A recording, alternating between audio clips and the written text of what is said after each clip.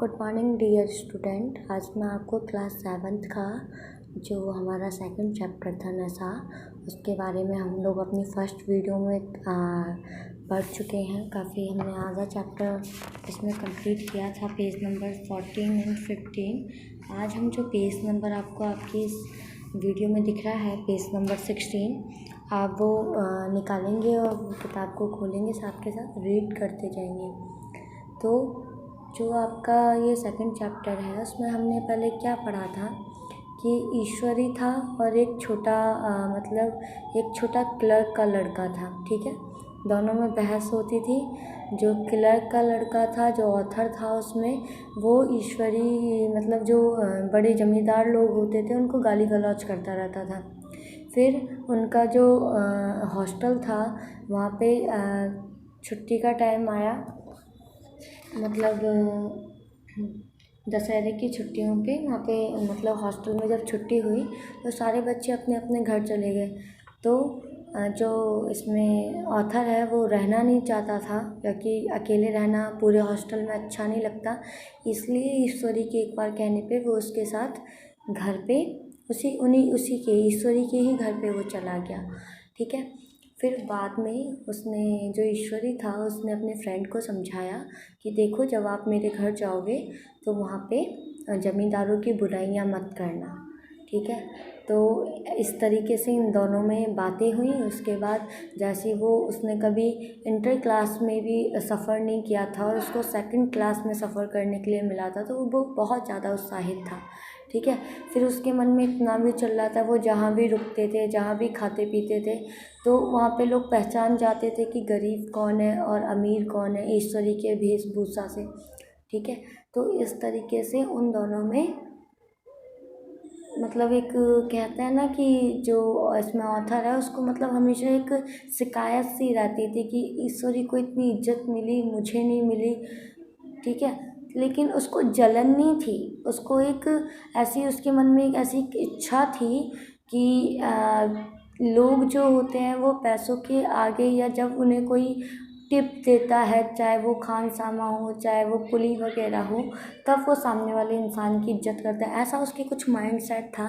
लेकिन जैसे ही वो उसके रेलवे स्टेशन से उतरते हैं तो देखते हैं कि वहाँ पे उनको कुछ वृद्ध आदमी और कुछ बेगोर जो लोग हैं वो लेने आए हैं। उसके बाद जो ईश्वरी है वो अपने दोस्त का परिचय देते हुए ऐसा कहता है कि ये बहुत बड़े इंसान हैं, बहुत बड़े ज़मींदार हैं, और इनके घर से इनको बहुत बार बुलाया गया, लेकिन परंतु ये अपने घर मैंने इनसे कह के चिट्ठी में इनका जो जवाब था वो इनकार में दिलवाया है। ठीक है, तो इस तरीके से चलिए आज आपका जो चैप्टर है, पेज नंबर 16, उसको पढ़ते हैं। इस स्टोरी को आगे बढ़ते हुए कि रियासत अली ने अद्र शंका के स्वर में कहा, लेकिन आप सादे लिबास में रहते हैं। ठीक है, जो रियासत अली था, जो एक मुसलमान था, उसने ऑथर को क्या बोला कि बहुत शंका भरे स्वर में बोला था, जैसे एक डाउटफुल होता है ना, अरे ऐसा हो गया, हमें किसी चीज़ के ऊपर डाउट हो, कि हम कहते तो हैं कि हम बहुत बड़ा बड़ा दिखा रहे हैं लेकिन अंदर से कुछ ना हो, तो सामने वाले इंसान के मन में क्या आता है, हमारे लिए डाउट आ जाता है। ठीक है, अदृश्य शंका जिसे बोलते हैं। लेकिन आप सादे लिबास में रहते हैं। उसने बोला, जब आप इतने बड़े ज़मींदार हैं तो आप ये सादे लिबास में क्यों हैं? ईश्वरी ने शंका निवारण की, महात्मा गांधी के भक्त हैं।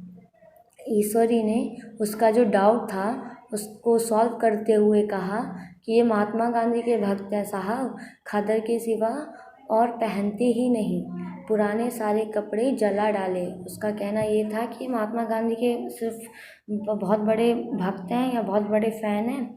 ठीक है, इसलिए उन्होंने जो भी पुराने कपड़े थे सबको जला डाला। यूँ कहिए कि राजा हैं, 2.5 लाख सालाना की रियासत है। तो वो क्या कर रहा था, ईश्वरी जो ऑथर है उसके बारे में बड़ी बड़ी अपने लोगों के सामने फेंक रहा था, उसके बारे में कहता है ना, झूठी तारीफ़ करना। इस तरीके से वो एक डोर टाइप की बांध रहा था वो अपनी फैमिली के आगे।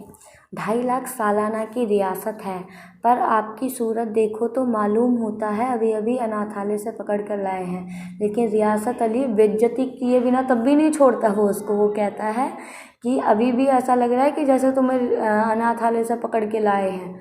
ठीक है। तो राम हरक बोले, अमीरों का ऐसा स्वभाव बहुत कम देखने में आता है। तो जो राम हरक थे, ठीक है, वो कौन था? वो एक हिंदू था। ठीक है। उसने जवाब देते हुए क्या बोला कि अमीरों का ऐसा स्वभाव बहुत कम देखने के लिए मिलता है, कोई भाप नहीं सकता। तो रियासत अली ने समर्थन किया। ठीक है। उसने बोला कि आप अपने महाराज चंगली को देखा होता तो दांतों तले उंगली दबाते। उसने जो चंगली महाराज थे उनके, उसका उदाहरण देते हुए बोला कि अगर तुमने उसको देख लिया होता तो अपने दांतों तले उंगली दबा ली होती। एक गाड़ी की मिजाई और चमरोदा जूता पहने बाजार में घूमा करते थे। सुनते हैं एक बार बेगार में पकड़े गए थे और उन्होंने 10 लाख से कॉलेज खोल दिए। तो मतलब जो रियासत अली था वो महाराज चंगली का एक एग्जाम्पल दे रहा था उसके आगे। मैं कटा जा रहा था मन में। मतलब जो ऑथर है वो कह रहा था, ये झूठी तारीफ उसको इनडायरेक्टली अगर मैं कहूँ तो अच्छी तो नहीं लग रही थी। वो मन ही मन ऐसा सोच रहा था कि मैं जो हूँ नहीं वो क्यों मैं दिखा रहा हूँ। ठीक है। पर उसको कहीं ना कहीं ये सारी बातें अच्छी भी लग रही थी। सफ़ेद झूठ उसको काफ़ी अच्छा लग रहा था, है ना।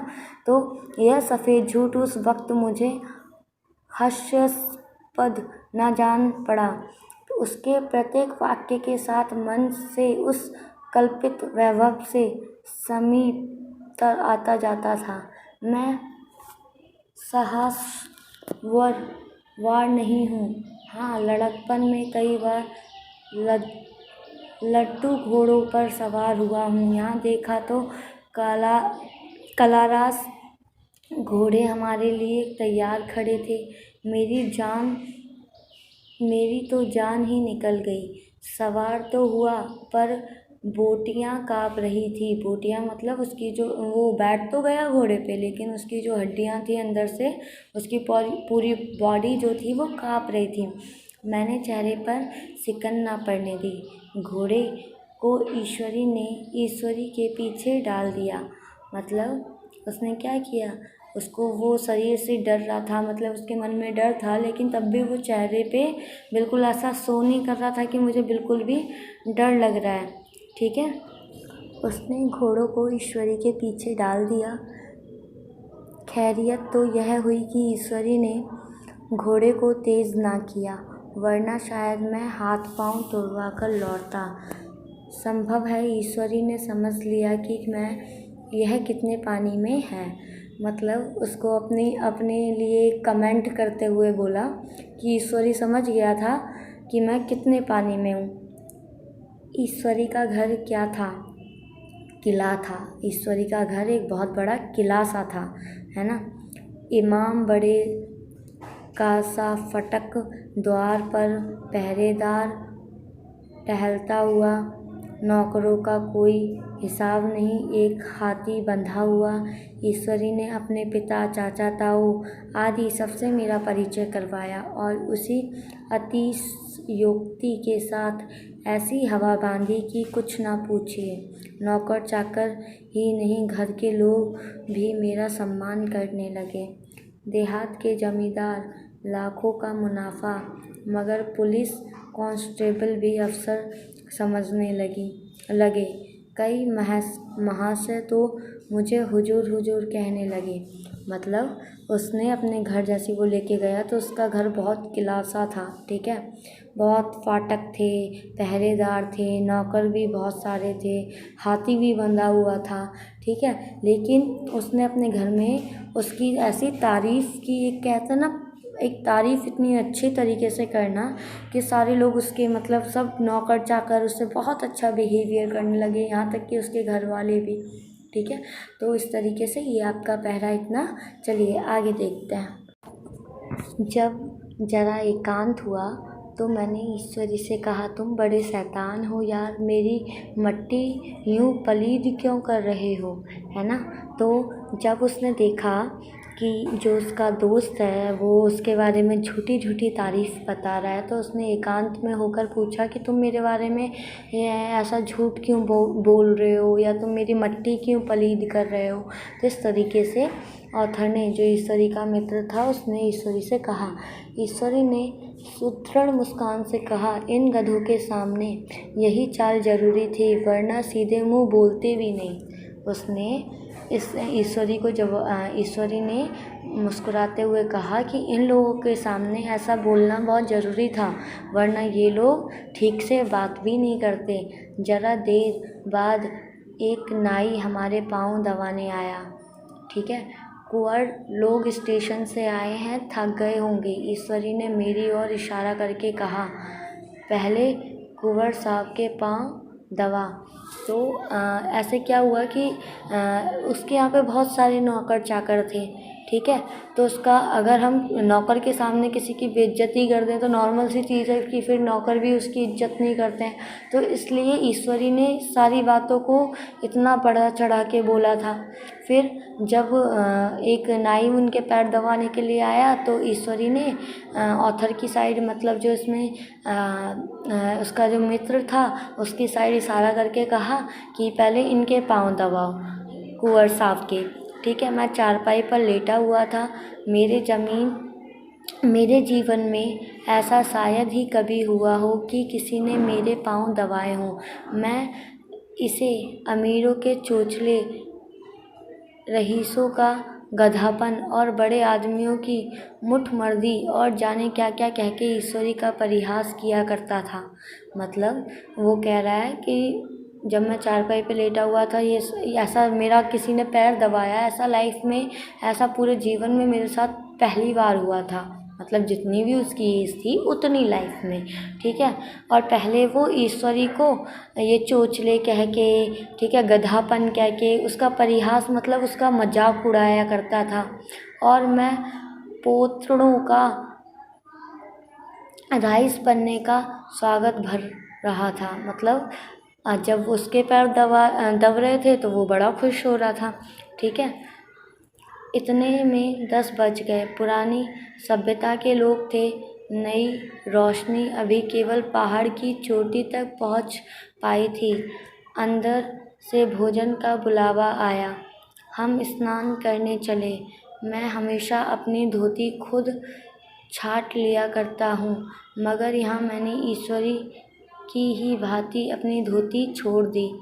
अपने हाथों अपनी धोती छाटते शर्म आ रही थी। अंदर भोजन करने चले। होटल में जूते पहने मजे मेज पर जा डांटते थे। यहाँ पाँव धोना आवश्यक था। कहा पानी नहीं खड़ा था। कहर जो था वो उनके लिए वहाँ पे पानी लिए खड़ा था, क्योंकि वहाँ पे पैर धोना बहुत ही ज़्यादा आवश्यक था। ठीक है, ईश्वरी ने पाँव बढ़ा दिए। कहर ने उसके पाँव धोए। मैंने भी पाँव बढ़ा दिए। कहर ने मेरे भी पाँव भी धोए। मेरा विचार न जाने कहाँ चला गया था। सोचा था वहाँ देहात में खूब आग्रह होकर पढ़ेंगे, पर यहाँ सारा दिन सैर सपाटों में कट जाता था। कहीं नदी में बाजरे पर सैर कर रहे थे, कहीं मछलियों या चिड़ियाओं का शिकार खेल रहे थे, कहीं पहलवानों की कुश्ती देख रहे थे। मतलब वो सोच के तो आया था कि मैं ईश्वरी के साथ पढ़ लूँगा, लेकिन यहाँ पर आके अपना स्वागत करवाने में, पैर धुलवाने में, ठीक है, मज़े करने में वो ये सारी चीज़ें, पढ़ाई तो बिल्कुल एकदम भूल ही गया था। ठीक है, कहीं पहलवानों की कुश्ती देख रहे थे वो लोग, ठीक है, कहीं शतरंज पर जमे हैं। ईश्वरी खूब अड़े मंगवाता और कमरे में स्टोव पर आमलेट बनाते। नौकरों का एक जाथा हमारे घेरे रहता। अपने हाथ पांव हिलाने की कोई ज़रूरत नहीं, केवल ज़बान हिला देना काफ़ी है।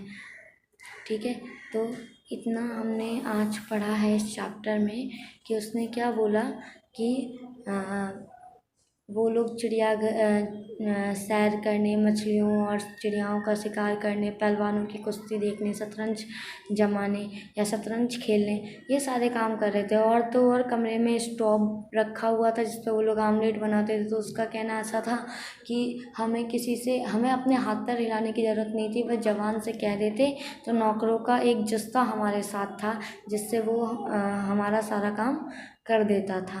तो आज के लिए इतना ही, ठीक है। उसके आगे हम लोग कल नेक्स्ट वीडियो में हम लोग पढ़ेंगे, ठीक है।